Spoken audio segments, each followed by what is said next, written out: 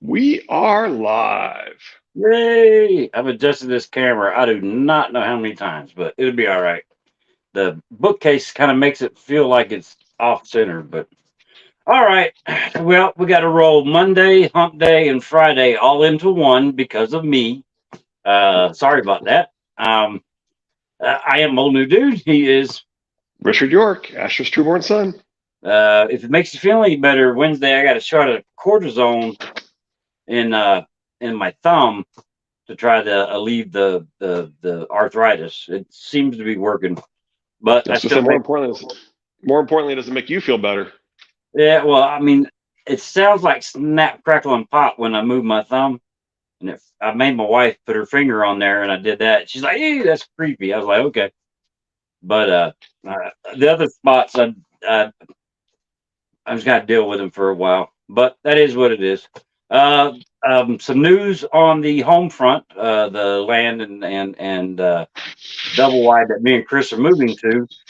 Yesterday we went and did a refinancing thing they do right before you move in to change the due date on when you pay your first payment. So we should be getting keys to the house sometime next week, which will start in the move in process. So yay! Uh, Congratulations. yay! Clash of Kings, Sansa 7. If you've watched any of these, you know we Hey, start with, Sanji. "Hey, Christy, how you doing?" And Uh, Christy. that's my sister. "Hey, Sanji." Ah. Yeah, she doesn't claim me very often. uh, but if you've watched any of these, you know we start with the brains of the operation, which is Richard, and he will say what he saw in the chapter, and then I will jump in with my stupid stuff. Yes, I know. Getting keys is a very big deal. All right, this is Clash Chapter 65, Sansa 7, the Hairnet. And there's going to be maybe a few more references than average in this chapter. So I don't know if you're drinking at home or whatever, maybe it'll be a little more dangerous than usual. The throne room was a sea of jewels, furs, and bright fabrics. Lords and ladies filled the back of the hall and stood beneath the high windows, jostling like fishwives on a dock. The denizens of Joffrey's court had striven to outdo each other today. Jalabhar Joe was all in feathers, a plumage so fantastic and extravagant that he seemed like to take flight. The High Septon's crystal crown fired rainbows through the air every time he moved his head. At the council table, Queen Cersei shimmered in a cloth of gold gown slashed in burgundy velvet, while beside her Varys fussed and simpered in a lilac brocade. Moonboy and Sir Dantos wore new suits of motley, clean as a spring morning. Even Lady Tanda and her daughters looked pretty in matching gowns of turquoise silk and vair, and Lord Giles was coughing into a square of scarlet silk trimmed with golden lace. King Joffrey sat above them all amongst the blades and barbs of the Iron Throne. He was in crimson samite, his black mantle studded with rubies. On his head his heavy golden crown. Crimson with black? Interesting symbolism. See Triplet Targaryens, episode 5. Let's see who got it down first, whether it was Chris or Lizzie. I always think it's worth emphasizing that if you look at the history, it says, I mean, my two favorite things to point out in that video, right, are it says not long thereafter departed at once, right, and then it says seldom returned to King's Landing, right, and speaking in a history book in the past tense, which is pretty much the opposite of never. Anyway, Yeah. it's pretty much synonymous with never if you're speaking in the present and future tense. It's pretty much the opposite of never if you're speaking in the past tense in a history book, and it's speaking in the past tense in a history book. So it's pretty much the opposite of never. Yeah. Squirming through a press of knights, squires, and rich townfolk, Sansa reached the front of the gallery just as the blast of trumpets announced the entry of Lord Tywin Lannister. So we got a blast of a horn before the big bad enters. Mm-hmm. He rode his warhorse down the length of the hall and dismounted before the Iron Throne. Sansa had never seen such armor, all burnished red steel inlaid with golden scrollwork and ornamentation. His rondels were sunbursts. The roaring lion that crowned his helm had ruby eyes, and a lioness on each shoulder fastened a cloth of gold cloak so long and heavy that it draped the hindquarters of his charger. Even the horse's armor was gilded, and his bardings were shimmering crimson silk emblazoned with the Lion of Lannister. We've mentioned this before with Tywin, but the lion helm with two lionesses symbolizes bigamy. See Triplet Turns, episode 1. Hey, Mother Wine. Thank you, Chris. My phone is being weird, huh? Okay. Hey, Mother. Chris has it. Teamwork. The Lord of Castle Rock made such an impressive figure that it was a shock when his destrier dropped a load of dung right at the base of the throne. Joffrey had to step gingerly around it as he descended to embrace his grandfather and proclaim him savior of the city. Sansa covered her mouth to hide a nervous smile. So it's very symbolic, and Sansa has noticed. They didn't check it for gold. I don't know. I don't think anybody says that about his horse, but okay. You never know. Joff made a show of asking his grandfather to assume governance of the realm, and Lord Tywin solemnly accepted the responsibility. Until your grace does come of age. Then Squires removed his armor, and Joff fastened the hand's chain of office around his neck. Lord Tywin took a seat at the council table beside the queen. After the destrier was led off and his homage removed, Cersei nodded for the ceremonies to continue.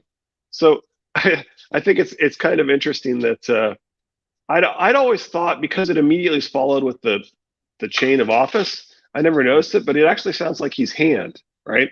Right. I'm sorry, he's regent. He's regent and hand, right? So you read it and you see he got the hand. He gets the hand's chain of office around his neck, and so you're thinking that that's what's happening here. Mm-hmm. Oh, Christy, they like to count how many times I reference triplet Targaryens.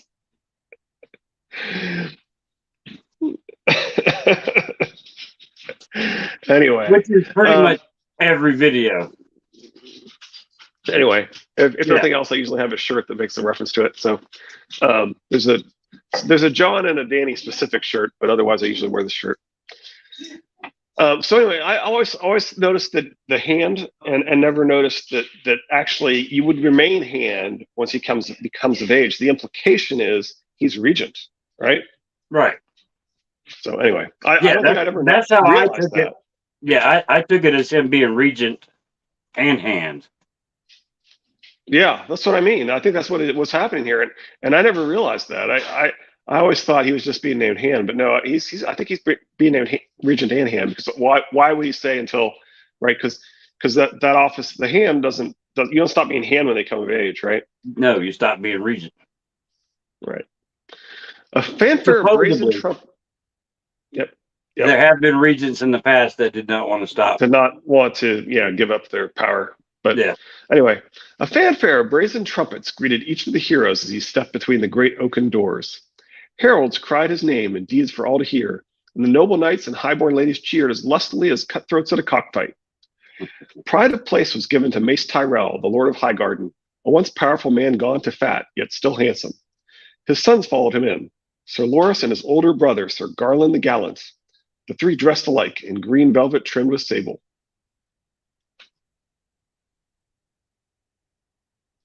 Yeah, I mentioned it. I'll explain. Okay. The king descended the throne once more to greet them, a great honor. He fastened about the throat of each a chain of roses wrought in soft yellow gold, from which hung a golden disc with the Lion of Lannister picked out in rubies. The roses support the lion as the might of Highgarden supports the realm, proclaimed Joffrey. If there is any boon you would ask of me, ask and it shall be yours. Aren't you supposed to be a stag? Anyway. Yeah. And now it comes, thought Sansa. Your grace, said Sir Loras, I beg the honor of serving in your Kingsguard to defend you against your enemies. Joffrey drew the Knight of Flowers to his feet and kissed him on his cheek. Done, brother. The little brother. See, Triplet Targaryens, episode 6. and I mean, I know he's his brother. He's going to be his brother by law, but that actually hasn't happened. So in this case, I think in theory, this is still the Kingsguard are the brothers of the royal family, right? Okay. That makes sense. Right, and there's one and only one little Kingsguard, and the means I mean, I'm just giving a brief summary of this tiny portion of the video, right? But the means one of one. So if you have two little brothers, the less little of your two little brothers is not the little brother, right? And but there is one and only one little Kingsguard. The Kingsguard are brothers, and they are the brothers of the royal family. So anyway, Lord Tyrell bowed his head. There is no greater pleasure than to serve the king's grace. If I was deemed worthy to join your royal council, you would find none more loyal or true. Joff put a hand on Lord Tyrell's shoulder and kissed him when he stood. Your wish is granted. Sir Garland Tyrell, 5 years senior to Sir Loras, was a taller, bearded version of his more famous younger brother. He was thicker about the chest and broader at the shoulders, and though his face was comely enough, he lacked Sir Loras's startling beauty. Your Grace, Garland said when the king approached him, I have a maiden sister, Marjorie, the delight of our house. She was wed to Renly Baratheon, as you know, but Lord Renly went to war before the marriage could be consummated, so she remains innocent. Marjorie has heard tales of your wisdom, courage, and chivalry, and has come to love you from afar. I beseech you to send for her, to take her hand in marriage, and to wed your house to mine for all time. King Joffrey made a show of looking surprised. Sir Garland, your sister's beauty is famed throughout the Seven Kingdoms, but I am promised to another. A king must keep his word. Queen Cersei got to her feet in a rustle of skirts. Your Grace, in the judgment of your small council, it would be neither proper nor wise for you to wed the daughter of a man beheaded for treason. A girl whose brother is in open rebellion against the throne even now. Sire, your counselors beg you, for the good of your realm, set Sansa Stark aside. The Lady Marjorie will make you a far more suitable queen. Like a pack of trained dogs, the lords and ladies in the hall began to shout their pleasure. Marjorie, they called. Give us Marjorie, and no traitor queens. Tyrell, Tyrell. Joffrey raised a hand.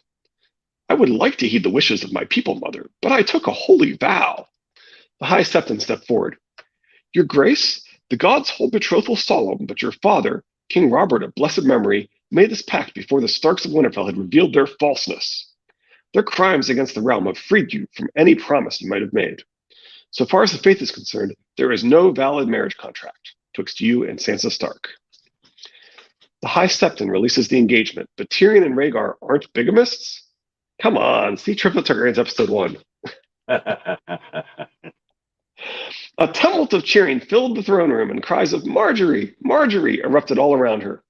Sansa leaned forward, her hands tight around the gallery's wooden rail. She knew what came next, but she was still frightened of what Joffrey might say, afraid that he would refuse to release her even now, when his whole kingdom depended upon it. She felt as if she were back again on the marble steps outside the great Sept of Baelor, waiting for a prince to grant her father mercy, and instead hearing him command Ilyn Payne to strike off his head. Please, she prayed fervently, make him say it. Make him say it. Lord Tywin was looking at his grandson. Joff gave him a sullen glance, shifted his feet, and helped Sir Garland Tyrell to rise. The gods are good. I am free to heed my heart. I will wed your sweet sister, and gladly, sir. He kissed Sir Garland on a bearded cheek as the cheers rose all around them. No brother for Garland, even though now technically they are now brothers, right? They weren't brothers when, by law, only by Loras being in the Kingsguard, right? When he calls Loras brother, and now technically they're both his going to be his brothers by law, but he doesn't call Garland brother. Anyway. Now, Joff gave him a sullen glance. Is that telling us that Joff didn't want to set Sansa aside? Maybe. Yeah, maybe he had to be convinced by Tywin. That's possible. Yeah, that's what I was thinking. He's reluctantly doing this. Yeah, could be. Sansa felt curiously lightheaded. I am free. She could feel eyes upon her. I must not smile, she reminded herself. The queen had warned her. No matter what she felt inside, the face she showed the world must look distraught. I will not have my son humiliated, Cersei said. Do you hear me? Yes, but I'm not to be queen. What will become of me? Oh, if I'm not to be queen, sorry. That will need to be determined. For the moment, you shall remain here at court as our ward. I want to go home. The queen was irritated by that. You should have learned by now. None of us get the things we want. I have, though, Sansa thought. I am free of Joffrey. I will not have to kiss him, nor give him my maidenhood, nor bear him children. Let Marjorie Tyrell have all that, poor girl. By the time the outburst died down, the Lord of Highgarden had been seated at the council table, and his sons had joined the other knights and lordlings beneath the windows. Sansa tried to look forlorn and abandoned as other heroes at the Battle of the Blackwater were summoned forth to receive their rewards. Paxter Redwine, Lord of the Arbor, marched down the length of the hall, flanked by his twin sons Horror and Slobber, the former limping from a wound taken in the battle. After them followed Lord Mathis Rowan in a snowy doublet with a great tree worked upon the breast in gold thread. Lord Randall Tarley, lean and balding, a greatsword across his back in a jeweled scabbard. Sir Kevin Lannister, a thick-set, balding man with a close-trimmed beard. Sir Adam Marbrand, coppery hair streaming to his shoulders. The Great Western Lords, Liddon, Crakehall, and Brax. So Randall Tarley keeps his greatsword on his person. I think that's kind of interesting and perhaps contrary to what some may have seen and portrayed. Yeah, well, I mean, one, it is very, very precious, and two, it's kind of one of his family's. Well, and he's been at battle, so he probably was actually using it recently, right? So it's not out of the question that he might mount it somewhere when he's at home. So it's not really out of the question. I just kind of thought it was kind of interesting. Well, I mean, even when we see him again and later on in the Brienne's chapter, was it Duskendale or? Yeah, I think he does. I think you're right. I think, he still has it across his back. Yeah, I think you're right. I think he makes a point of keeping it with him. Yeah. And it's another way of just showing how better his house is than other houses are for the fact that he has a Valyrian steel sword. I mean, he's and it's a great sword, proud man. Right. I mean, other than ice, do we see any other great swords that are Valyrian steel? I mean, obviously Dawn is arguably better than Valyrian steel, possibly Dragon steel, but the only other great sword that I know of is Bright War, but it's missing. So I think the other swords that we hear about are maybe a long sword, but the rest are like bastard swords or an arming sword. Well, I mean, Dark Sister is definitely a long sword, not a bastard sword. Yeah. Whereas Blackfire would be a bastard sword, right? And so there's a theory based upon the description that the artists were given of Blackfire that it actually matches Longclaw, and so some people think that and that Longclaw is not listed in any of the histories. It seems to have suddenly appeared with a fake backstory, basically, is kind of how people look at it. So that's where the theory that Longclaw might be Blackfire comes from. I don't think it is, but that's that's where that theory comes from. Yeah. Next came 4 of lesser birth who had distinguished themselves in the fighting. The one-eyed knight, Sir Philip Foote, who had slain Lord Bryce Caron in single combat. The free rider, Lothor Brune, who'd cut his way through 100 Fossaway men-at-arms to capture Sir John of the Green Apple and kill Sir Brian and Sir Edward of the Red, thereby winning himself the name Lothor Apple Eater. Willett, a grizzled man-at-arms in the service of Sir Harris Swift, who pulled his master from beneath his dying horse and defended him against a dozen attackers. And a downy-cheeked squire named Josman Peckledon, who had killed 2 knights, wounded a third, and captured 2 more, though he could not have been more than 14. Willett was born in on a litter, so grievous were his wounds. I think I usually forget Philip Foote in listing the one-eyed Odin symbolism, and I may have forgotten him in Triplet Targaryens episode 5. Or maybe I remembered him. I don't remember. I can't remember if I remembered him. Sir Kevin had taken a seat beside his brother, Lord Tywin. When the heralds had finished telling of each hero's deeds, he rose. It is his grace's wish that these good men be rewarded for their valor. By his decree, Sir Philip shall henceforth be Lord Philip of House Foote, and to him shall go all the lands, rights, and incomes of House Caron. Lothor Brune to be raised to the estate of knighthood and granted land and keep in the Riverlands at War's End. To Josman Peckledon, a sword and suit of plate, his choice of any warhorse in the royal stables, and knighthood as soon as he shall come of age. And lastly, for Goodman Willett, a spear with a silver-banded haft, a hauberk of new-forged ringmail, and a full helm with visor. Further, the Goodman's sons shall be taken into the service of House Lannister at Casterly Rock. The elder is a squire, and the younger is a page, with the chance to advance to knighthood if they serve loyally and well.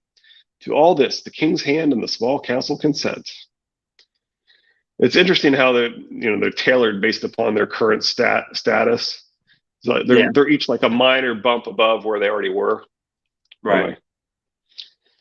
The captains of the king's warships, Wildwind, Prince Aemon, and River Arrow were honored next, along with some under officers from God's Grace, Lance, Lady of Silk, and Ram's Head. As near as Sansa could tell, their chief accomplishment had been surviving the battle on the river, a feat that few enough could boast. Hylene the Pyromancer and the masters of the Alchemist Guild received the king's thanks as well, and Hylene was raised to the style of lord, though Sansa noted that neither lands nor castle accompanied the title, which made the alchemist no more a true lord than Varys was.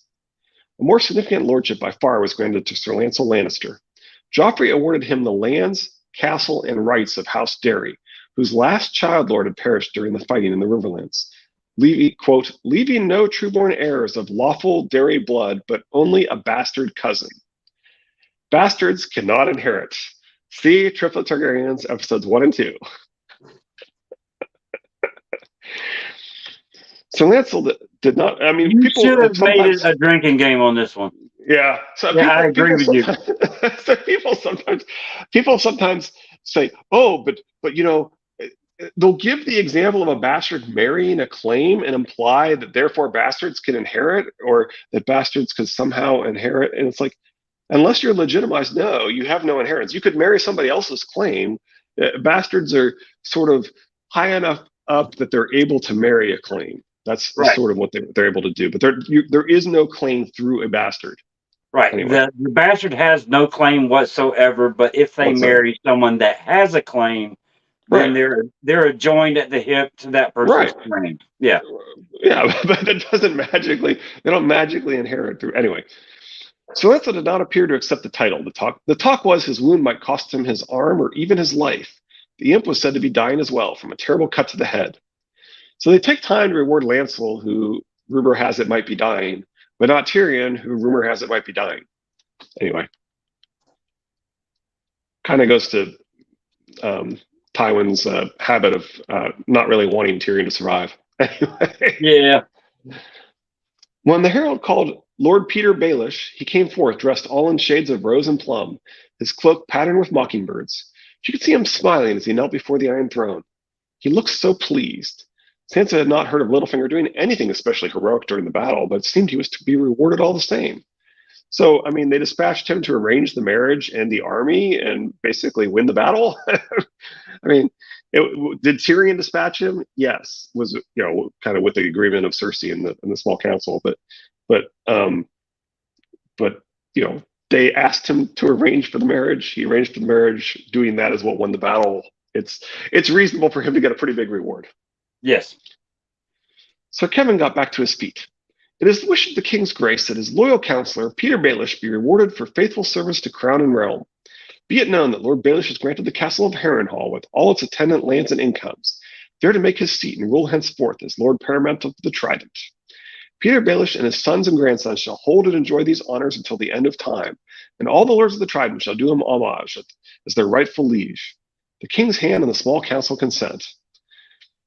So, it's Toodles. Well, I'll get there in a second. On his knees, Littlefinger raised his eyes to King Joffrey.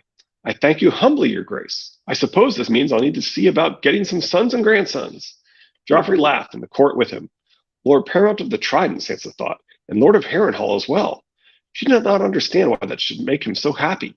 The honors were as empty as the title, granted to Howling the Pyromancer. Harrenhal was cursed, everyone knew that, and Lannisters did not even hold it at present. Besides, the lords of the Trident were sworn to Riverrun and House Tully and to the King in the North.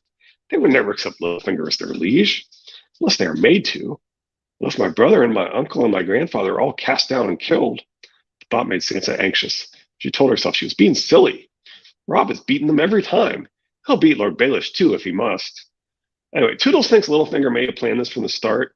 You notice that the Lannisters give each person a bump up. He was already a lord and a counselor on the small council.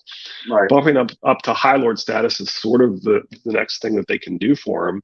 He does deserve a big reward, and he kind of arranged for Janos Slynt, as you can see, that level of up jumped as it were, is something that Tywin does not tolerate. That's what annoys him about Janos Slynt. He's not at all worried that he betrayed Ned. Right. That's not why he sends Tyrion to get rid of him. Anyway, so the point is, Baelish knows how to move people. He knows how they think, and he arranged for Harrenhal to lose Geneslint. Yeah. And another thing, if you notice that it is Sir Kevin that keeps standing up and speaking, because Lord Tywin considers it beneath him to have to keep standing up, talking, sit down, standing up, Sure, talking, that makes sit down. sense. Yeah. So I mean, he's using his little brother as his page. Yep. Basically. Yep. More than 600 new knights were made that day. They had held their vigil in the great sept of Baelor all through the night and crossed the city barefoot that morning to prove their humble hearts. Now they came forward dressed in shifts of undyed wool to receive their knighthoods from the King's Guard. It took a long time since only 3 of the brothers of the White Sword were on hand to Dublin.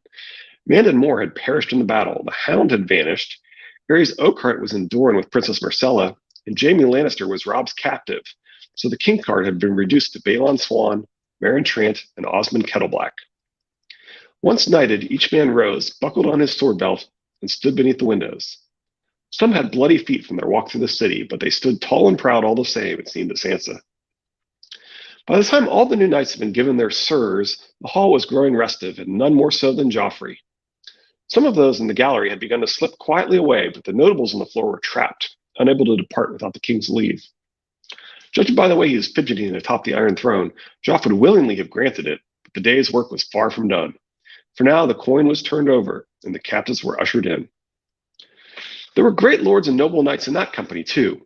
Sour old Lord Celtigar, the Red Crab, Sir Bonifer the Good, Lord Estermont, more ancient even than Celtigar, Lord Varner, who hobbled the length of the hall on a shattered knee, but would accept no help, Sir Mark Mullendore, grey-faced, his left arm gone to the elbow, fierce Red Ronnet of Griffin Roost, Sir Dermot of the Rainwood, Lord Willem and his sons Joshua and Elias, Sir John Fossaway, Sir Timon the Scrapesword, Arain the Bastard of Driftmark, Lord Staidman, called Pennylover, and hundreds of others. So we meet Rhaegar's possible father, Bonifer, Cunnington, obviously an important character as well, and Cersei's crush, Arain Waters. Anyway, those are the 3 that kind of stand out. Yeah. I'm not claiming that the others won't have a place to play at some point. You know, George likes to bring back names that he hasn't done much with in the past and so forth. But those 3 kind of jump out at me. Those who had changed their allegiance during the battle needed only to swear fealty to Joffrey, but the ones who had fought for Stannis until the bitter end were compelled to speak. Their words decided their fate. If they begged forgiveness for their treasons and promised to serve loyally henceforth, Joffrey welcomed them back into the king's peace and restored them to all their lands and rights. A handful remained defiant, however. Do not imagine this is done, boy, Lord One, the bastard son of some Florent or other. The Lord of Light protects King Stannis now and always. All your swords and all your scheming shall not save you when his hour comes. Your hour has come right now. Joffrey beckoned to Sir Ellen Payne to take the man out and strike his head off. But no sooner had that one been dragged away than a knight of solemn mien with a fiery heart on his surcoat shouted out, Stannis is the true king. A monster sits the Iron Throne, an abomination born of incest. Be silent, Sir Kevin Lannister bellowed. The knight raised his voice instead. Joffrey is the black worm eating the heart of the realm. Darkness was his father, and death his mother. Destroy him before he corrupts you all. Destroy them all. Queen Whore and King Worm, vile dwarf and whispering spider, the false flowers. Save yourselves. One of the gold cloaks knocked the man off his feet, but he continued to shout. The scouring fire will come. King Stannis will return. Joffrey lurched to his feet. I'm king. Kill him. Kill him now. I command it. He chopped down with his hand a furious, angry gesture and screeched in pain when his arm brushed against one of the sharp metal fangs that surrounded him. The bright crimson samite of his sleeve turned a darker shade of red as his blood soaked through it. Mother, he wailed. With every eye on the king, somehow the man on the floor wrested a spear away from one of the gold cloaks and used it to push himself back to his feet. The throne denies him, he cried. He is no king. Cersei was running toward the throne, but Lord Tywin remained still as stone. He had only to raise a finger, and Sir Meryn Trant moved forward with drawn sword. The end was quick and brutal. The gold cloak seized the knight by the arms. No king, he cried again as Sir Meryn drove the point of his longsword through his chest. Lord Tywin rose to his feet. We continue. he said in the clear, strong voice that silenced the murmurs. Those who wish to ask pardon for their treasons may do so. We will have no more follies. He moved to the Iron Throne and there seated himself on a step a mere 3 feet off the floor. The light outside the windows was fading by the time the session drew to a close. Sansa felt limp with exhaustion as she made her way down from the gallery. She wondered how badly Joffrey had cut himself. They say the Iron Throne can be perilously cruel to those who were not meant to sit it. Back in the safety of her own chamber, she hugged a pillow to her face to muffle a squeal of joy. Oh, gods be good. He did it. He put me aside in front of everyone. When a serving girl brought her supper, she almost kissed her. There was hot bread and fresh churned butter, a thick beef soup, capon and carrots, and peaches and honey. Even the food tastes sweeter, she thought. Come dark, she slipped into a cloak and left for the Godswood. Sir Osmond Kettleblack was guarding the drawbridge in his white armor. Sansa tried her best to sound miserable as she bid him a good evening. From the way he leered at her, she was not sure she had been wholly convincing. Dantos waited in the leafy moonlight. Why so sad-faced? Sansa asked him gaily. You were there, you heard. Joff put me aside. He's done with me. He took her hand. Oh, Jonquil, my poor Jonquil, you do not understand. Done with you? They've scarcely begun. Her heart sank. What do you mean? The Queen will never let you go, never. You're too valuable a hostage. And Joffrey, sweetling, he is still king. If he wants you in his bed, he will have you, only now it will be bastards he plants in your womb instead of true-born sons. So Dantos planted a slobbery kiss in her ear. Be brave. I swore to see you home, and now I can. The day has been chosen. When? Sansa asked. When will we go? The night of Joffrey's wedding, after the feast. All the necessary arrangements have been made. The Red Keep will be full of strangers. Half the court will be drunk, and the other half will be helping Joffrey bed his bride. For a little while, you will be forgotten, and the confusion will be our friend. That's not the confusion we remember, but it does kind of sound like the Red Wedding. Yeah. The wedding won't be for a moon's turn yet. Marjorie Tyrell is at Highgarden. They've only now sent for her. You've waited so long. Be patient a while longer. Here, I have something for you. So Dantos fumbled in his pouch and drew out a silvery spiderweb, dangling between his thick fingers. It was a hairnet of fine-spun silver, the strands so thin and delicate the net seemed to weigh no more than a breath of air when Sansa took it in her fingers. Small gems were set wherever 2 strands crossed, so dark they drank the moonlight. What stones are these? Black amethysts from Ashai, the rarest kind, a deep, true purple by daylight. It's very lovely, Sansa said, thinking. It is a ship I need, not a net for my hair. Lovelier than you know, sweet child. It's magic you see. It's justice you hold. It's vengeance for your father. Dantos leaned close and kissed her again. It's home. Dantos kisses her a lot, and it's sometimes implied that she's trying to dodge lip kisses. She's perhaps not always successful. It's somewhat ambiguous, but either way, Dantos is definitely a creep. Lady Thistle's on squirrel duty, totally lost track of time. Up next is Clash 66, Theon 6. A common mistake. I do think that out of the small council, the person most associated with a purplish color is either Varys or Littlefinger.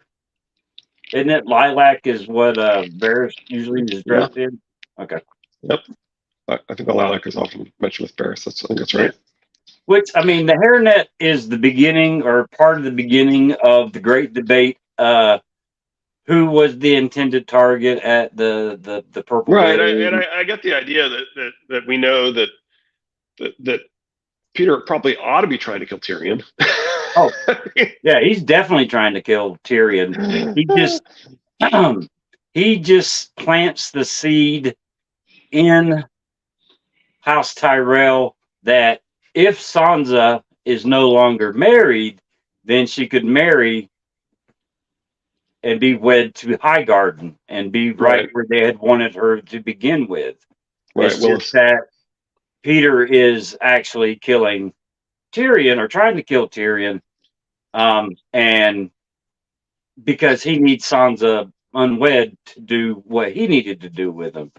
And I mean, I don't really have a problem with either interpretation. I think that Like, like with George, he wants multiple interpretations to be valid in general. He likes ambiguity. Yep. So that's what we always say is George saying that one interpretation is correct would not really rule out an alternative interpretation, because he believes in ambiguity. He believes in multiple interpretations. He believes in keeping his options open and so forth. So I certainly understand the logic of, well, wouldn't it make more sense to be trying to kill Tyrion, right? Right. He specifically says it doesn't make any sense for him to kill Joffrey, and that right. So I get the idea, and he's smart enough to figure out if the bells are ringing like that, then it means that Joffrey actually consumed it. Now, my preferred interpretation is that Marjorie did the poisoning. I think that the risk to Marjorie, if you buy that the wine is poisoned, and that's how we're sort of told that this poison works. If you buy that the wine is poisoned, then and I get that the timing of how fast it kills Crescent combined with the fact that Joffrey takes the pigeon pie, I get the logic of, well, it really looks more like it's the pigeon pie. I get that logic, but if you buy that we know that it's usually administered in wine, then the danger of miscommunication when you deliberately have Marjorie drinking out of the same cup, right, is too big a danger compared with her being slipped the amethyst, right? Yeah. Right? So what if she's holding an amethyst that fell off of Sansa's hairnet? So I mean, so what, right? And so what if she, I just don't feel like that's nearly as big a risk as you accidentally killed Marjorie. Yeah. Right. Well, it's too easy to see the accidental killing of Marjorie as a potential outcome there. So to me, the less risky option for the Tyrells, if they are in fact the ones that poison Joffrey, would be Marjorie to do it, right? Yeah. Anyway, that's my take on it. So my preferred interpretation is Marjorie actually did it, but I don't see how you're going to have the Queen of Thorns, or some people think Garland. So Garland is sort of he's sort of like the guy who really orchestrated the Red Wedding, is the one who's being all polite and nice to the victims, and Garland is the one who's being all nice to Tyrion. And so some people think that Garland is the one that orchestrated this whole thing, and might even be the poisoner. I think he's the poisoner. If the Queen of Thorns actually pulls an amethyst from Sansa's hair, then I think she gives it to Garland. Garland's the one that puts it in the sauce. And that alleviates having another person in the conspiracy by the servant being the one that puts the poison in the sauce. So that's somebody else that Peter would have to worry about or kill. If it's just the Tyrell, of sure we know it dissolves in wine, but hey, there's sauce in the pie. You can mix it in. Yeah. That's the logic there, right? It's the alternative is okay for people to say, well, it wouldn't be used in pie. Well, the answer is if it's wine, why couldn't the wine be mixed into the sauce, right? Yeah. So that's the logic there. So yeah, I get it. The only thing about that though is it is a lemon sauce that is put on the pigeon pie, and we know who loves lemons. So what if out of the blue, Sansa was the target? It had nothing to do with Littlefinger. What if Varys, the man who likes purple, what if he is actually trying to take Sansa out of the equation to get her off the table? I just came to me. I just thought of it. Benefit him though. Yeah, well, I mean, I don't know. I'm just. It's an interesting thought. I just, you just saying, hey, we haven't explored this option, and it seems feasible given. It's an interesting concept. It's not a deep rabbit hole or anything like that, but the lemon sauce, with it being a lemon sauce that is put on there, I mean, that's just all right. Was it Tyrion that was supposed to be the intended target, or was it Sansa? And if it was Sansa, think it's Joffrey. I think there's so many hints there's so much foreshadowing and hints that people, and I think it's actually Tywin that's in on it. I think Tywin is in on it with them. I think he's his reaction is such that he totally did not. He seemed to basically expect it. Well, regardless of who was the intended target, I'm extremely happy with the results. I mean, Sure. And yeah, Tywin is, yeah. So your point is Tywin could just have immediately been like, oh, this is good. yeah. If Well, he's I not mean, involved, he could just immediately be like, oh, this is good. Well, I, part of the reason I, why I think it might be Tywin might be in on it is, well, first off, he clearly kind of looked at Joffrey kind of funny that earlier, right? yeah, When they have their whole conversation about how he's basically Ares. Um, and Sea Trip Triggers episode 5. Anyway, and and the so he kind of looked like he was kind of putting the wheels were spinning there, and then he's totally unsurprised when Joffrey dies, and we know that Shay seems to know. Wait, Shay seems to know exactly when she really wants to be there, and she's kind of describing all the events right around the poisoning. yeah. Um, and we know that Shay is seems to be his agent, right? She seems to be with him.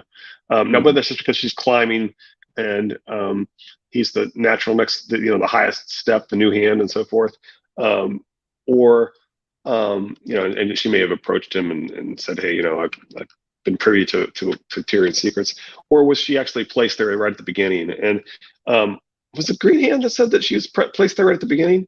It's there are kind of conflicting stories between her and Braun as to exactly what happened, Right. who she was with, and they kind of write it off as like nobody important. And it's like, does that make sense? Like, would would the prettiest camp follower really be with somebody unimportant?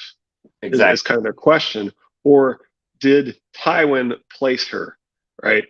Um, that Braun and that Braun is actually with Tywin, right? Right, Yeah. and that Shay Well, I is mean, actually with Tywin. the Greenhand's theory is that the insignificant knight that Braun stole her from was the ruse that Tywin had placed Shay with him, so Tywin would be able to have access to Shay in the camp, because we've all found Right, out that Tywin is a whore. Um, right, but he doesn't make that clear. So he made it clear that she was taken, but really she was taken by him. But he may have had some cover story that she was with somebody else. That could make yeah. sense. I mean, regardless of who you think Shay really is, whether you agree with Order of Green Hand and think it's Solaris or Or Toodles thinks that she's an unacknowledged bastard, um, an yeah. unacknowledged sand snake, basically.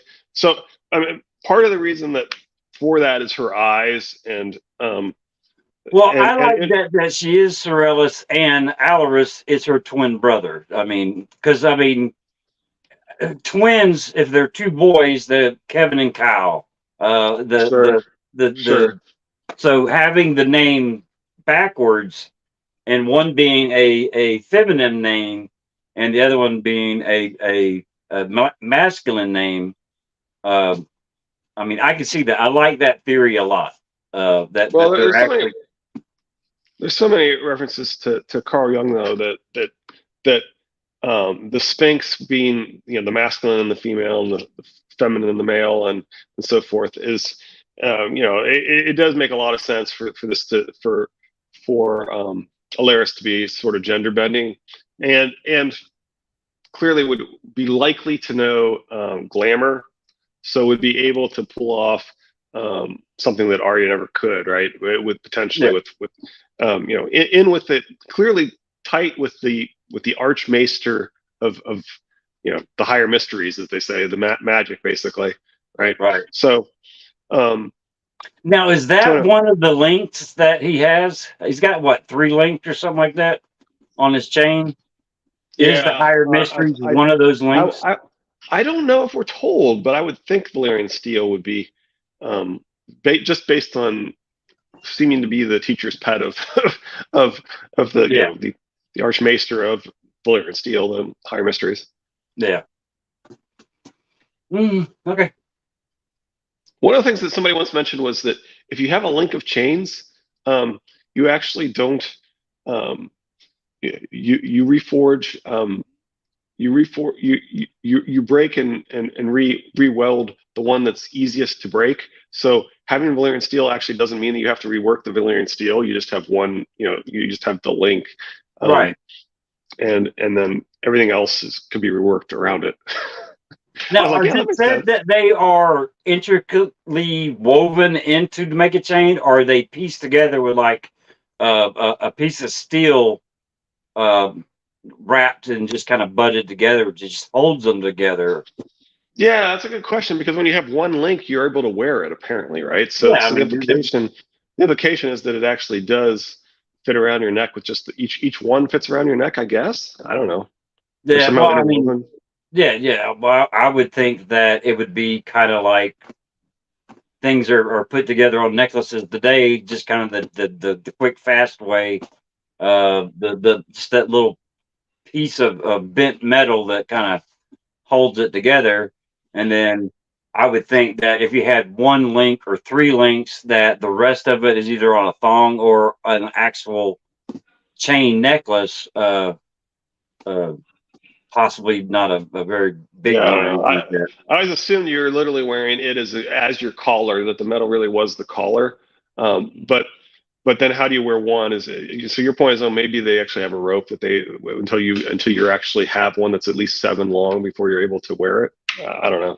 I don't know. Yeah, well, I mean, each time that a link is added, the chain that the links are on is shortened to where eventually that chain is gone, and then the links make up the actual chain. I don't know.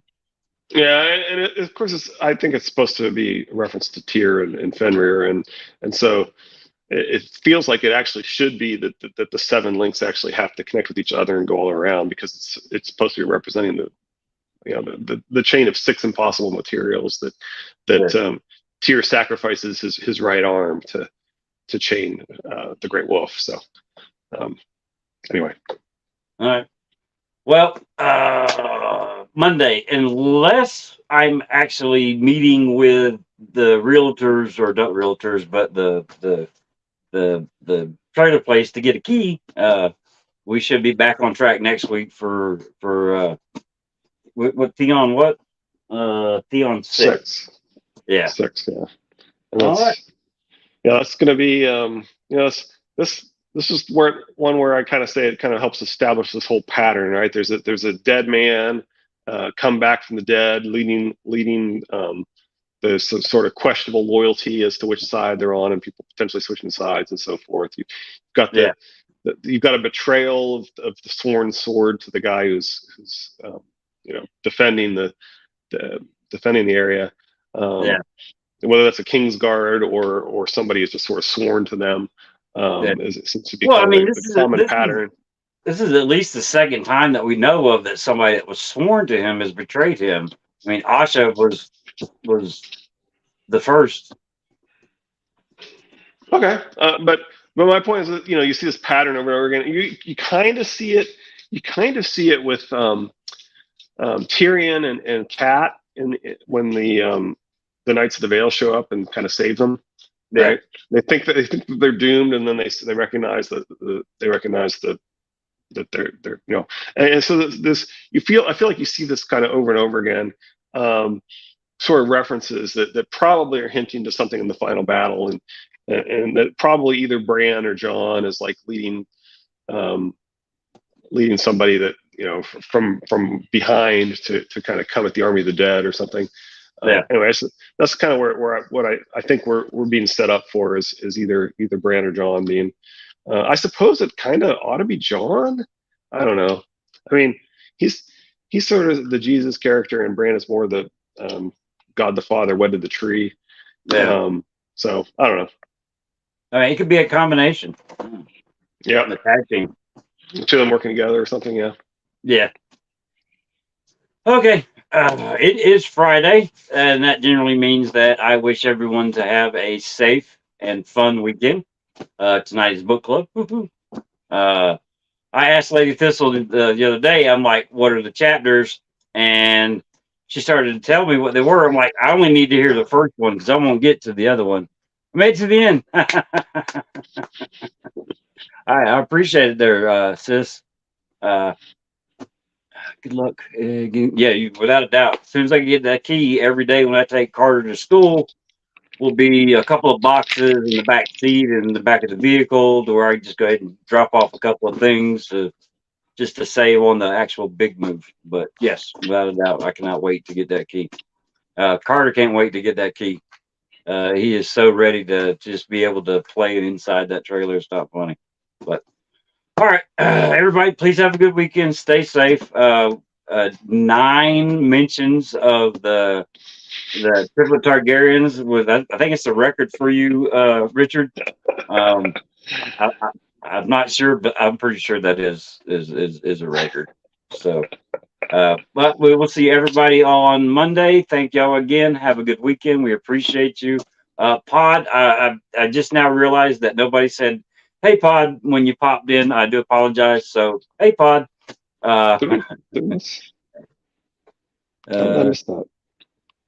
This is one move. Oh. Yeah. Oh, yeah. I did notice him saying that. Okay. Sorry. Forgot to say hi. Yeah, I know. Panama City's a long way from Ruby, South Carolina, and Monroe, North Carolina. So, but you'll be there in spirit. I appreciate it. Everybody have a good weekend. Thank y'all again. And, of course, Richard, appreciate you on all these. You have a good, safe weekend, too. So y'all take care. It's been great. See you Monday. Bye.